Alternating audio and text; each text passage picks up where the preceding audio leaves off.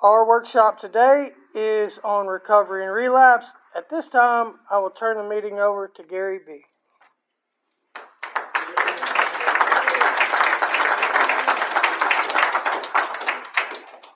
Hello, family. I'm an addict named Gary. And I always like to thank the God of my understanding for allowing me to be anywhere clean. And today I'm real grateful that He's allowed me to make it to this meeting clean.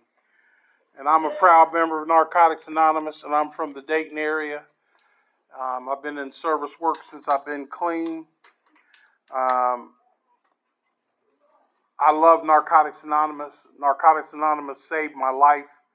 It gave me a sense of purpose that I lost a long time ago. But thank God for the process of recovery. My topic is recovery and relapse. In order to relapse, you got to have some recovery. So, and my sponsor told me when I got clean to get a dictionary and read the words in the dictionary. So recovery, it says a return to a normal state of health, mind, or strength. The action of a process of regaining possession or control of something stolen or lost. And man, I started this process in 2004, and I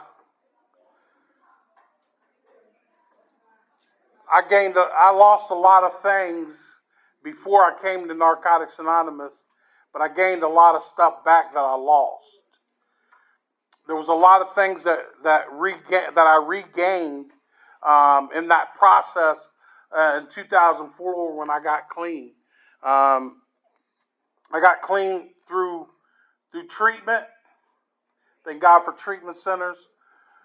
Thank God for sponsorship. Thank God for step work. Thank God for people that believed in me and wanted to help me in my recovery.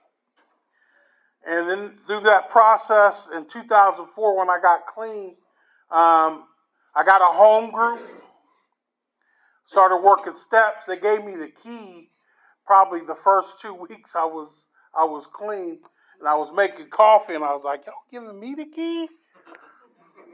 I get to make coffee. I started becoming the door greeter. And that's where my process of recovery started. So I'm going to get some reading out the way, and I'm out. Reading, I believe in our literature. I believe that our literature don't lie, but we do. So I'm gonna go into hit the literature, and then I'm going to get at it, because I don't like reading when I'm sharing, but it's important to let people know what's in our literature so you can follow along with the message, which is the message of Narcotics Anonymous, is that any addict can stop using drugs, lose the desire to use, and find a new way to live. And man, I'm in the new way to live. But before that, man, I had to stop. I had to first stop. And at some point, somewhere down the line, man, I lost the desire. Thank God for losing the desire to use drugs. In recovery relapse, it talks about many people think that recovery is simply a matter of not using drugs.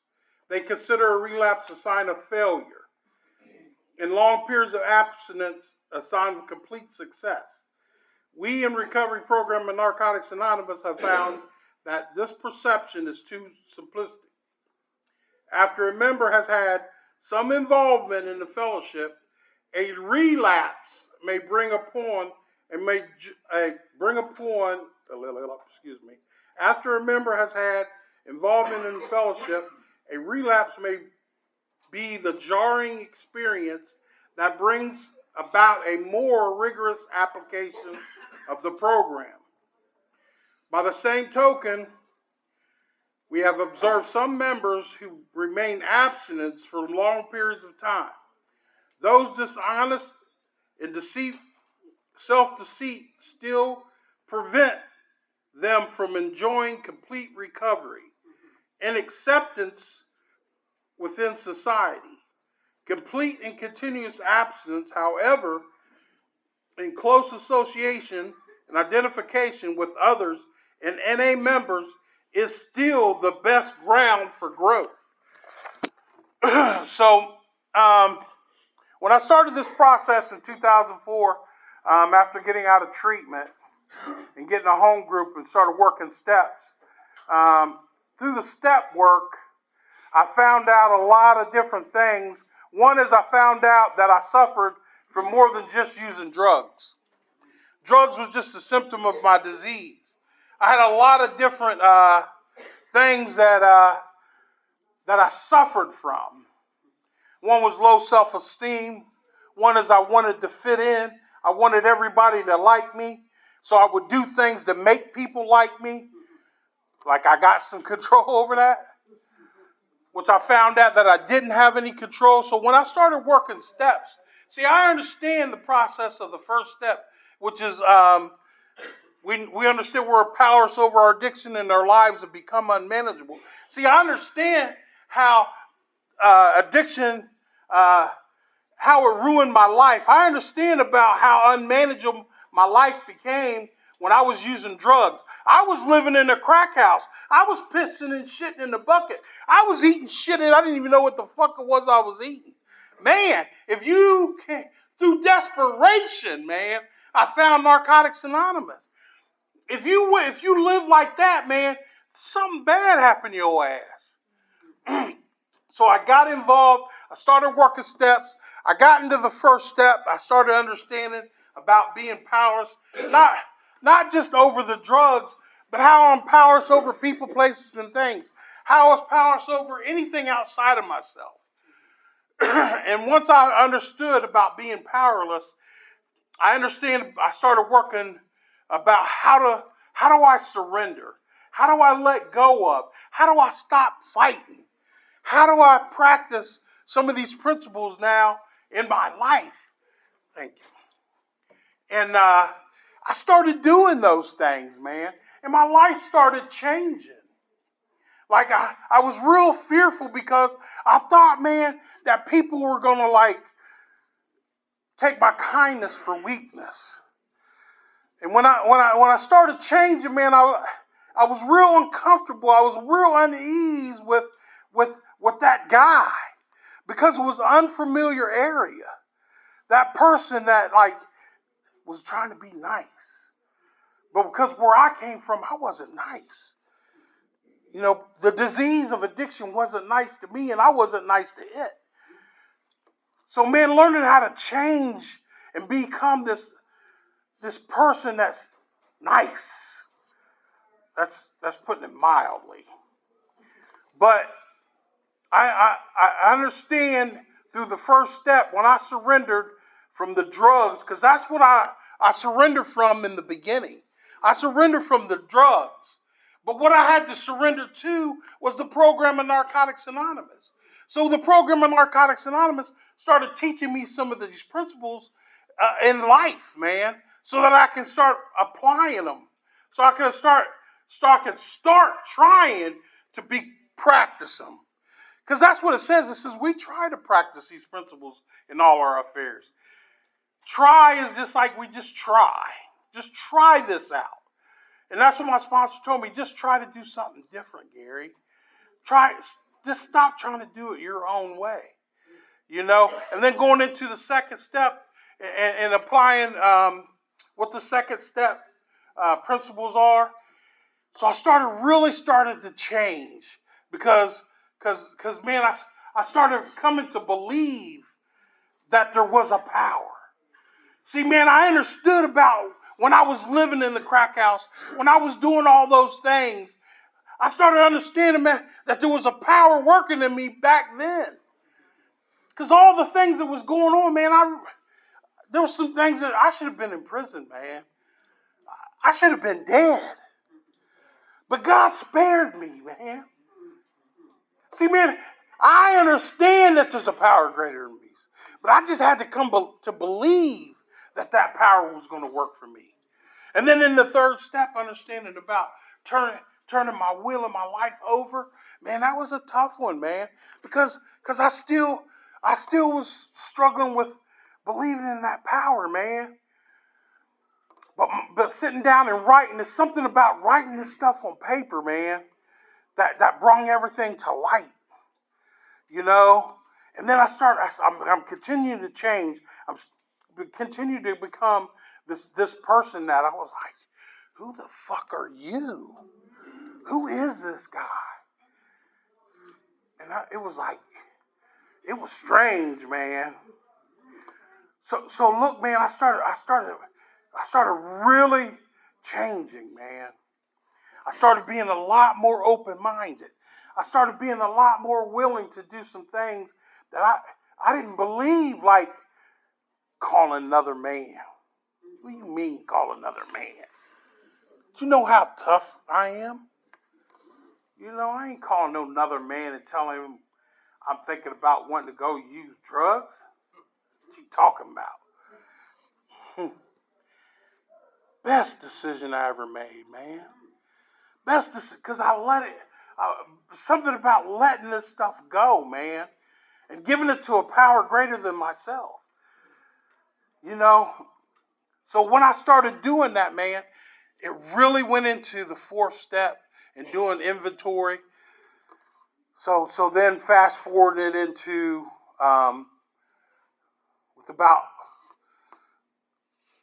with about 6 or 8 months clean, I met this young lady. She had kids, and they were mixed. And it says don't get in a relationship.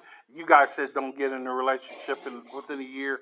It doesn't. It doesn't really say that. It does in our new literature now, but man, we get into relationships when we first get here with our sponsor. At least I did.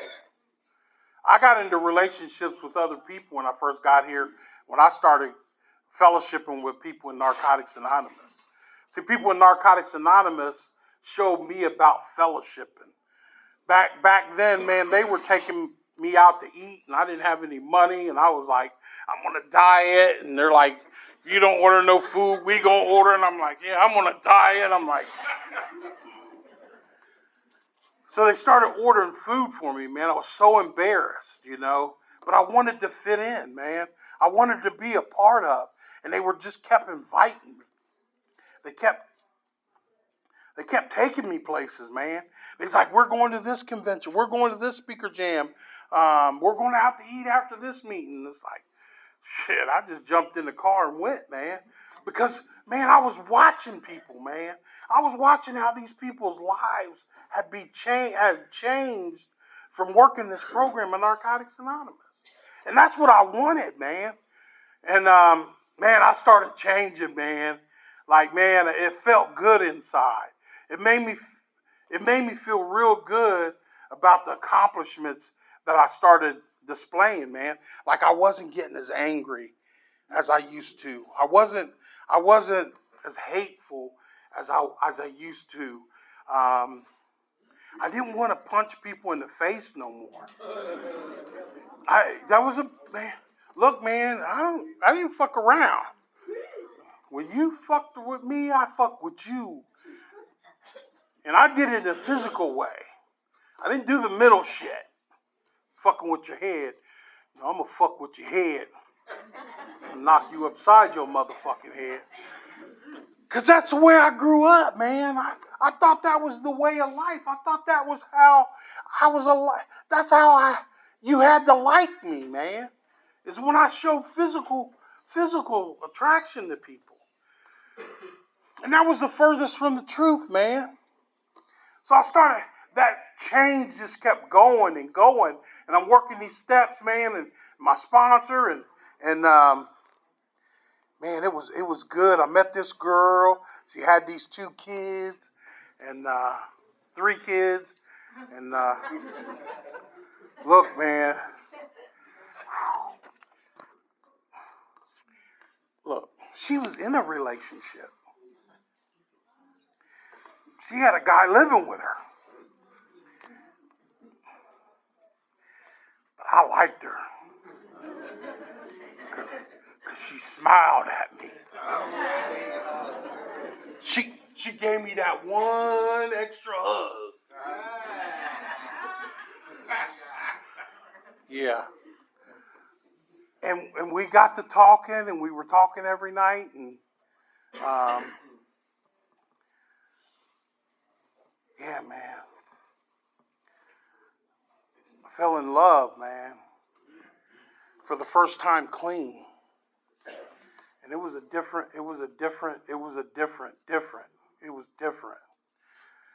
And she didn't feel the way that I felt. And I started stalking her. See, I didn't really want to go there. I've been like, don't share that shit. But you got to understand. You got to understand about the relapse process. Come on, man. Now you're sharing. See, man, I didn't even know, but that's where the relapse process started. Because I stopped being honest with people. I started being deceitful. Because I wasn't telling everybody the truth. I was just giving them half-truths, which is a lie. Come on, man. So, man, I started stalking. I started calling her, hanging up the phone. I was peeking in the window. Oh, man. I had this loud-ass station wagon. It was wooden. Lincoln Mercury.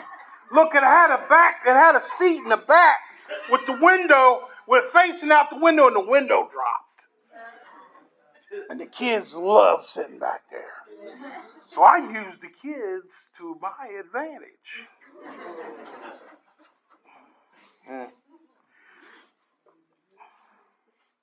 And we got together. She moved him out, moved me in. Man, she took me for a ride.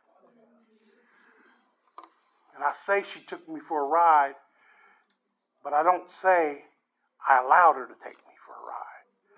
But I allowed her to take me for a ride because I was not a victim. I was a willing participant. I participated in some behaviors that I had changed. And the last thing that happened, so I claimed her kids on my taxes. I said, oh, I'm going to get her back. I got you. I got your ass now. You want to play me? I'm going to play you. And my intent was to give her some of this money. My intent was. But see, I forgot, man, the disease of addiction, man, was more powerful than me. And I stopped being honest, man. I stopped being open-minded, and I stopped being willing to lie. Like, man, I was in the meetings, and I was doing nothing. She became my higher power. I was like, in the meetings, like, wish this motherfucker was over. She'd call me up in the morning, 5 o'clock, talking about she needed some coffee. I go get some coffee and go to the door, waiting, thinking I was going to get a hug or a kiss or something. And she would just open the door up and take her hand and grab the coffee and shut it.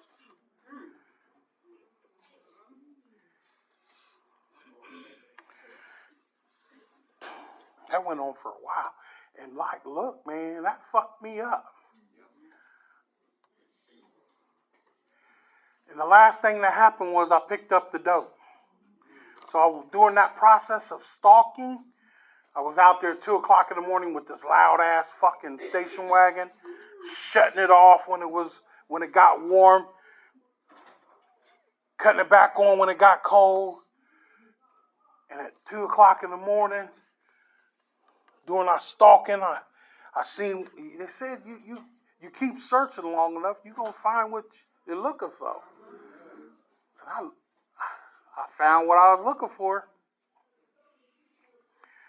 The guy pulled up, got out the car, went in the back seat, pulled out the whatever it was out of the back seat, went in the house. I was devastated. It was the worst feeling I ever felt in my life. But I couldn't call you guys because I wasn't being honest with you guys about what was going on anyway. So I started doing this on my own. Next thing I know, I found myself around the corner, sneaking, geeking, and freaking. Found one of them streetwalkers. Y'all know what happened. I relapsed. I gave up. I stopped fighting. None of the program in Narcotics Anonymous ever kicked in. 2 days later, they were looking for me. I went back and surrendered. But I didn't completely surrender. I kept getting high, going to meetings. Kept getting high, going to meetings.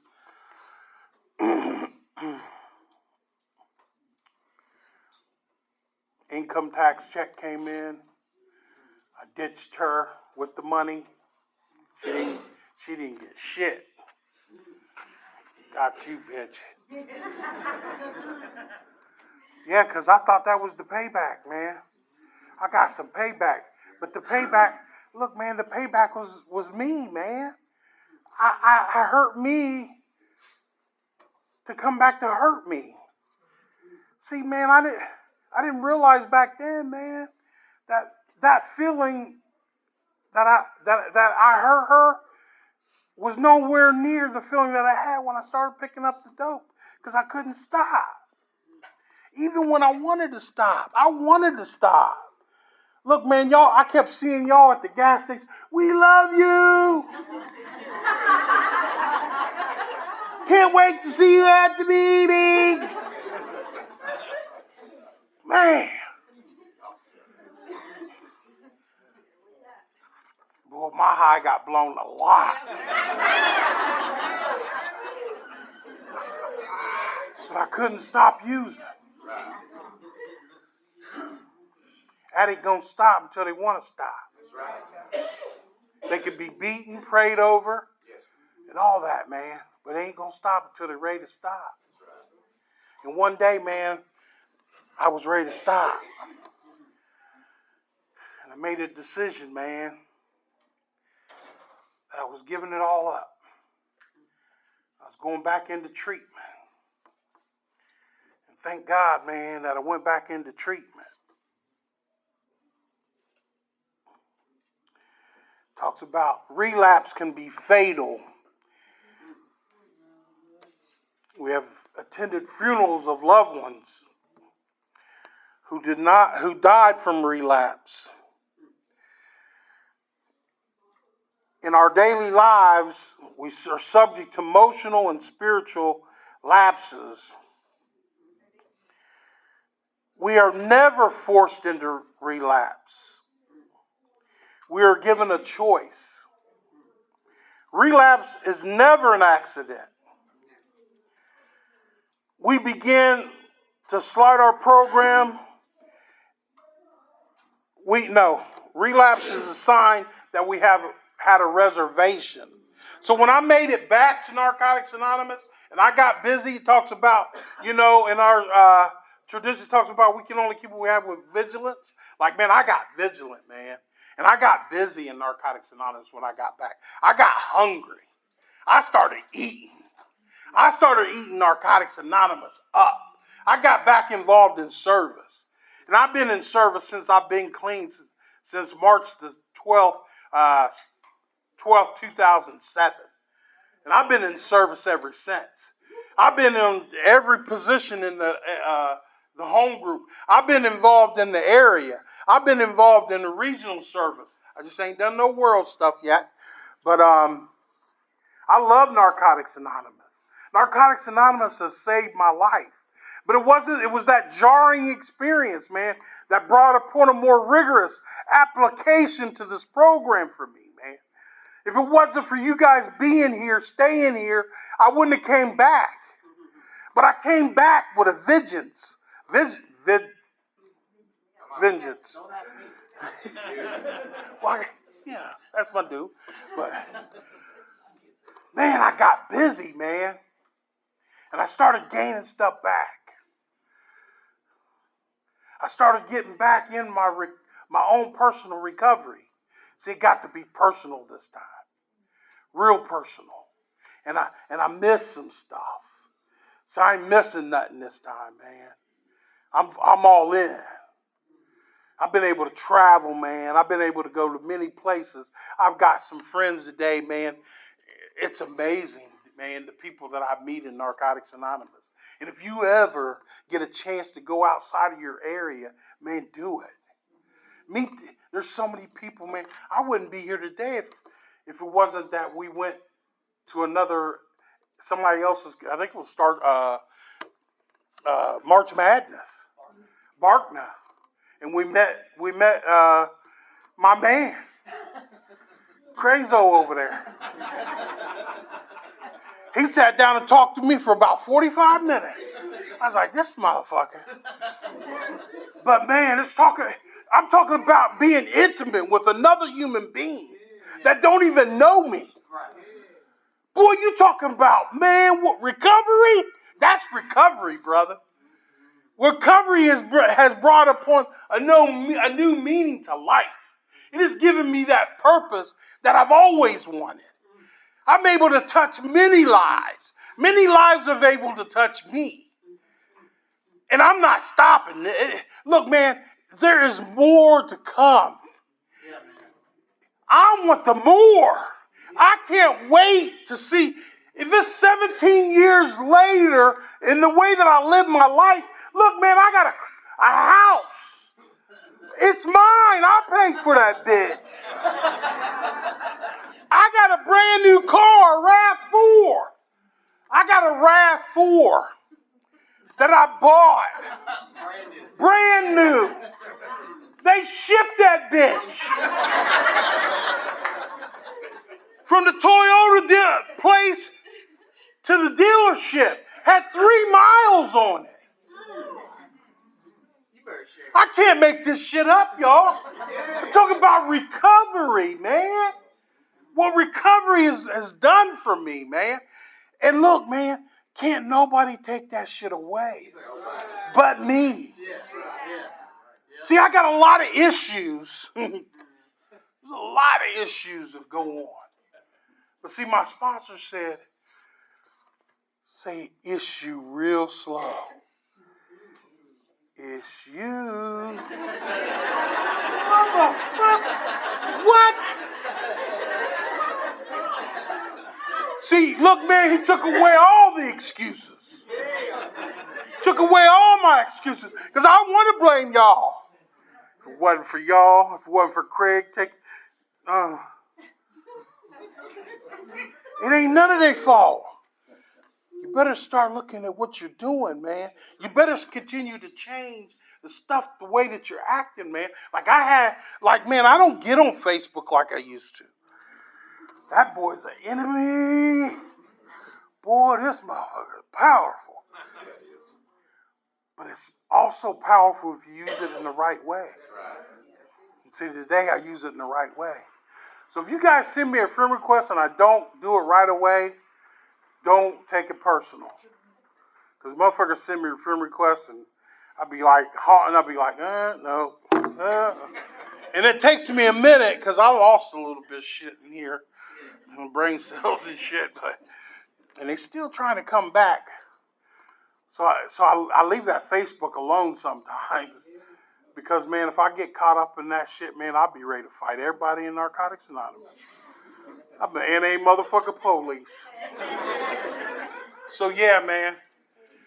He gave me the 5-minute sign. And I'm so grateful, man, to be able to come here on Thanksgiving weekend with my buddy and his girl. And we got some other friends that came with us to come down and support us, that believed in us. They believe in us, and they want to help us in our recovery. And you know what's the most important thing is? We believe in them, and we want to help them in their recovery. And that's why you guys are here today, because hopefully there's something that was said that's going to keep somebody clean tonight. And if that happens, job done. Yeah. Job done. So I'm going to leave with this. If ain't nobody told y'all today they love y'all, go blue.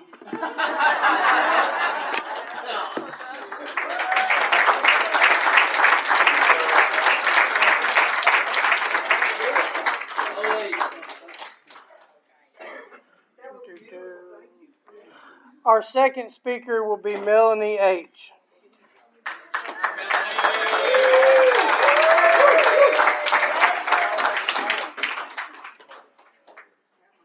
I'm Melanie. I'm an addict. I'm grateful to be here and be clean. Grateful to be clean. So how many people in here have relapsed? Most. Anybody stayed clean one time? Key tag. If you just got one, thank you. Thank you. And so any addict can stay clean. We don't ever have to use again. One day at a time. We don't have to. And I think and I did not stay clean, obviously, when I first came in. I came in like 1991-ish, and I stayed clean about 6 months, and I used again, and I'm not as bad as you all. I don't look like you. I didn't do what you did. Then I get clean again and I get in another relationship. He was talking about relationships, so yeah, there says in the basic text they're a painful area, right? I've had a lot of pain in that area, and my disease in the beginning, I came to meetings, I got a sponsor, I worked steps, I got involved in service, got in the middle of the boat, and got in a relationship. And codependent as hell, and my self-worth was about you, not about me, and I'd use, because I didn't feel good about me. I remember one time I was the treasurer of a group on Tuesday night, and I decided it was a good idea to smoke a little pot, so I used some of the seventh tradition money to smoke a little pot. Of course, I gave that back. Eventually, I did have that on my men's list. The last time I used was, I got 3 years clean from 93 to 96. And during that time, I touched on I had a sponsor, I worked steps, went to meetings, I sponsored women. When I got clean at that time, how did I get clean? I went to jail, I went to treatment, went to a halfway house. I did not stop going any of those places. I went straight forward. I only stayed in the halfway house for about 3 months because guess what? I met a guy, right? If I hadn't stayed in that halfway house for 3 months, I don't think I'd have stayed clean, period. And the guy that I met, I ended up getting pregnant by and having a son with.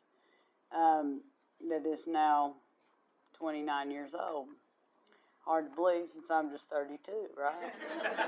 And young, I was a young mama. But anyway, and that pregnancy, and he kept me clean for a minute.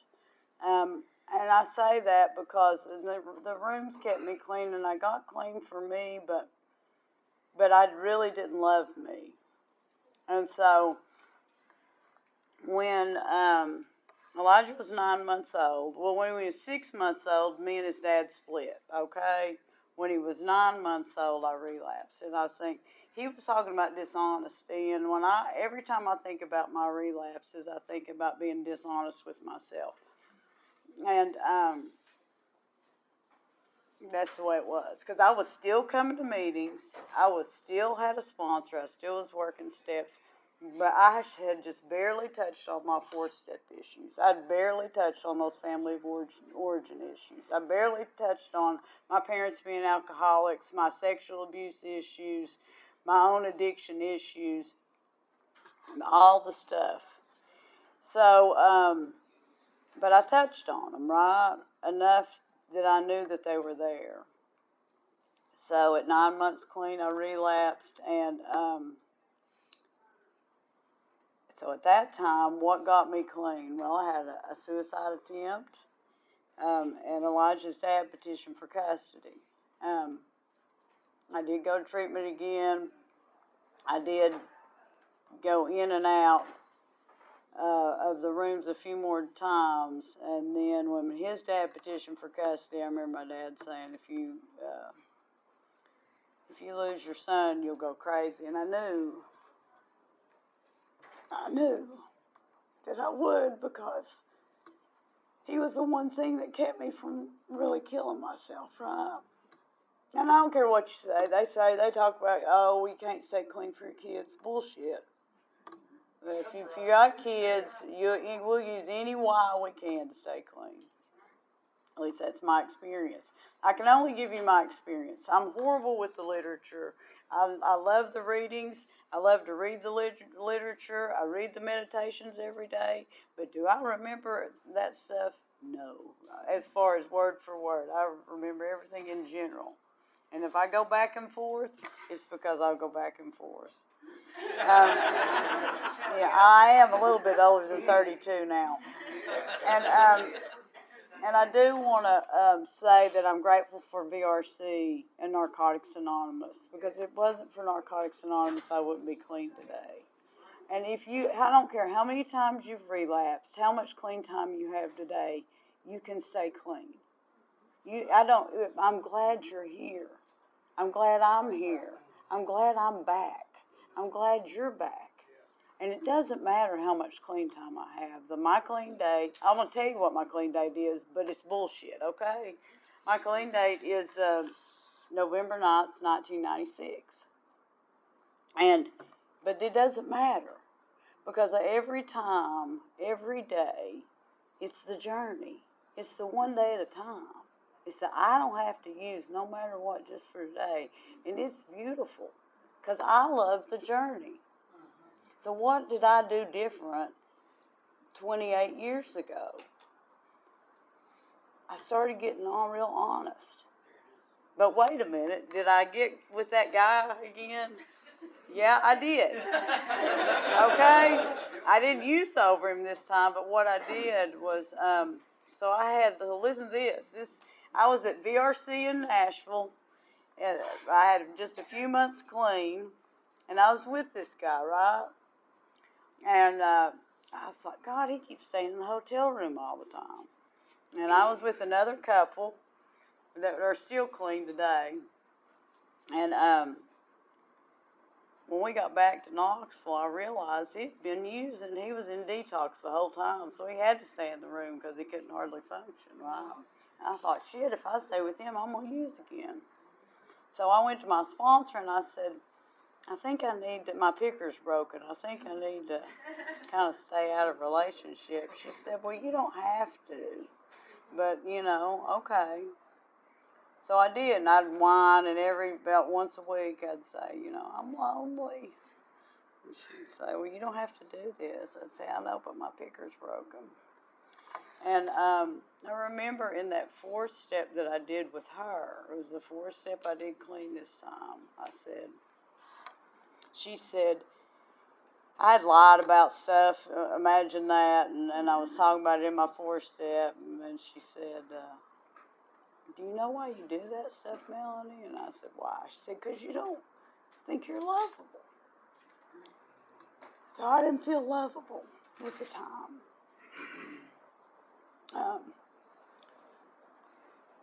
So that was something that I had to accept. I remember I cried like a baby when she told me. And I still get vulnerable and emotional. Thank God I can be vulnerable and emotional today.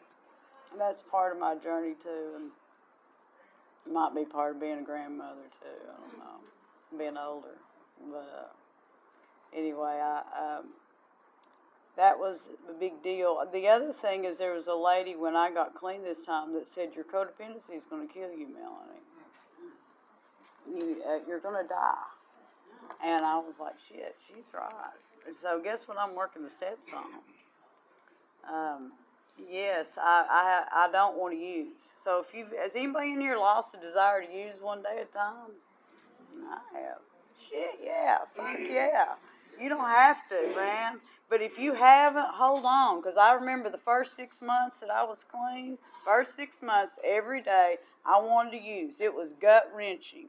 Sit on my hands, go to a meeting, call my sponsor, take a breath.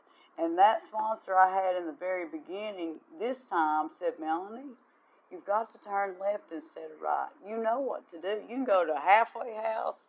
You can go back to treatment and do all this stuff. But if you don't just turn the other way and tell on yourself before you fucking use. I mean, hello. So what I did was one night I was in the floor with my son. I remember it like it was yesterday. And I said, called her. And I said, I want to use. She said, do you need me to come over there? And I said, no, but I just needed to tell you because you told me to, so I'm doing it. And that was the beginning of the end. I mean, I still wanted to use sometimes, but I always told before. And still, every once in a while, when I go to the beach, I like to have a margarita. Give me a pina colada. And then give me the bottle of rum, right? And because I know what I'm capable of. And so I tell myself. I go to a meeting. I call my sponsor. And today, before I spoke, I called my sponsor. Not about here. Not about speaking. It was about my own shit. Because, so we know we don't ever have to use again. And you just tell on yourself, like you said. And don't let, and you know what? Fuck it. If you're in a relationship, fuck it. Be in a relationship. Just don't put the relationship before my recovery, right? Sure. You know, I'm in a relationship right now. But I'm not going to let that relationship dictate whether I stay clean or not. Right. And I don't have to if I put my recovery first. But really, whether I'm in a relationship with the opposite sex or not doesn't matter because I'm in a relationship anyway. With my sponsor, with my son, with my granddaughter, with my family, with Chris, with my sponsees, with my sponsor, with Grant, with a lot of people, with Dougie Fresh back there. So, I mean, I'm real grateful. This program is about relationships for me. Terry P., I've known her since the very beginning. She's put up with my bullshit and love me anyway. And that's what we do too. If you come back, if you make it back, let me love you. Let me love you. See, that was the whole thing with me too. Let me love you, Chris. And because we have a hard time letting people love us because I feel unlovable. And man, the love in the rooms though. But it is the journey. And man, sponsorship, I've always gotten sponsors that tell me the truth. Don't tell me, oh yeah, it's all right. Bullshit. I already know it's not all right. Or I wouldn't be calling you, right? And so they tell me the truth. And then they tell me they love me anyway. But so the other thing for me is being around people that are safe. Being in places that are safe. And guess what, y'all? If I don't feel safe, I don't have to be here or I don't have to stay. I'm out, okay? And I'm talking about it on an emotional level, on the inside. When he was talking about spiritual, okay, here's the thing. Does anybody ever have emotional and spiritual relapses? I have them every fucking day. Every day. But I don't have to make it physical. That's the whole thing. So Chris, him back here, calls me and tells me what I'm already feeling anyway in some other area. You know? Whenever I'm talking to you, I'm talking to me.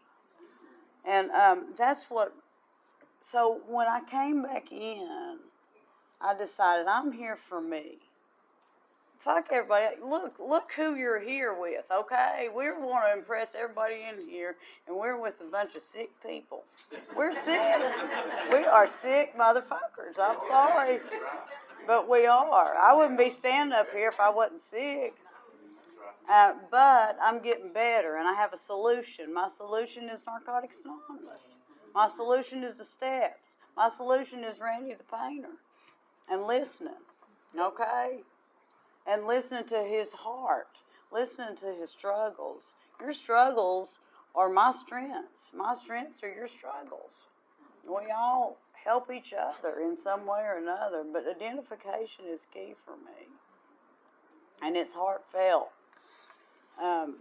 Tell me something bad about yourself, and I'll love you even more. You know, because then I don't feel so bad. Because do I lie? Sure I lie. Fuck yeah, I still lie. But I get honest. I have to get honest with my sponsor. Don't tell me you don't ever lie anymore. Boy, I don't care if you got 50 million. Crystal, you lie. And then you lie to me.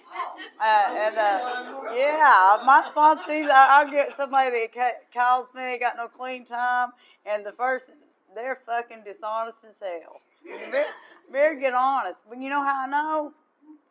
Because that's me. It's me. I'm looking in the mirror. And that honesty. But open-mindedness and willingness are really important for me. You know, because open-minded means that I've got 3 minutes to finish. Open-mindedness means that for me that I'm not all that I need you, and no matter how much clean time you got or don't have, it don't matter, right? It doesn't really matter. You've got more for me than I've got for you, I'm sure.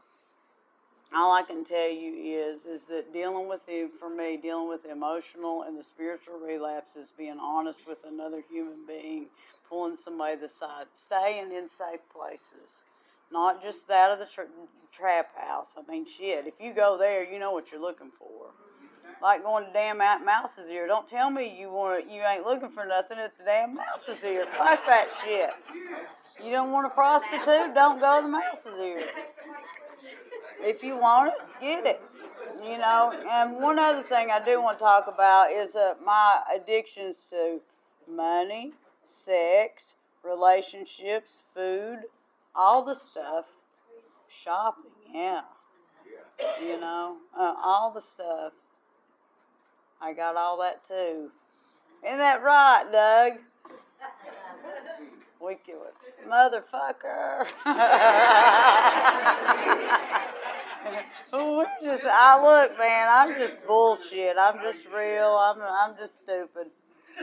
But anyway, all I can tell you is love on each other and laugh a lot. I don't care how much man, we didn't get clean to be this miserable. Shit.